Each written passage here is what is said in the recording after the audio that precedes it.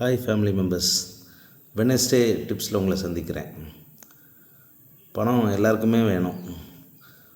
பணம் நிறைய வச்சுருக்கவன் பணத்தினால ஒன்றும் கிடைக்காது அப்படி இப்படின்னு சித்தாந்தம் பேசுகிறதும், பணம் இல்லைன்னா எப்போ பணம் இருந்தால் நான் எல்லாமே சாதிச்சிடுவேன் அப்படின்னு நம்ம பேசுகிறதும் ஒரு பெரிய ஐரணி. ஸோ அந்த ஐரணிக்குள்ளே நான் இன்றைக்கி போக விரும்பலை.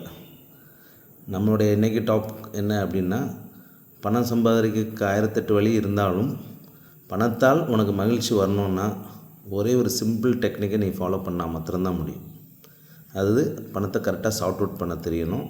அதுக்கு பேர் தான் பட்ஜெட்டிங்னு சொல்லுவோம். ஸோ பட்ஜெட் போட்டு நம்ம பணத்தை செலவழிக்கிறதோ அதை அணுகுனா நமக்கு பணத்தால் சம்பாதிக்கிறது முக்கியம் இல்லை, பணத்தால் வரக்கூடிய ஹாப்பினஸ் அதிகமாக இருக்கும். ஸோ சிம்பிள் டெக்னிக் நம்ம இப்போ எல்லோரும் தெரிஞ்சுக்கிறது, நிறைய இதில் சொல்லியிருப்பாங்க 50-30-20 ரூல் அப்படின்னு.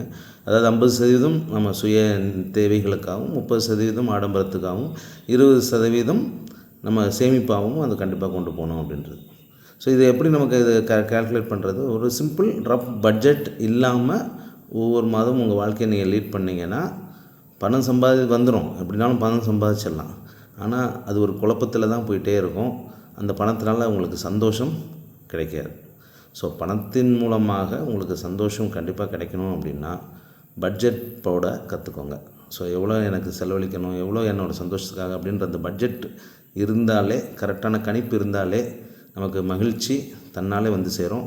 அது பணத்துடைய அளவை பொறுத்ததில்லை, அதை எப்படி நம்ம சார்ட் அவுட் பண்ணுறோன்றது பொறுத்தது. So with this, hi family, thank you, happy morning, by.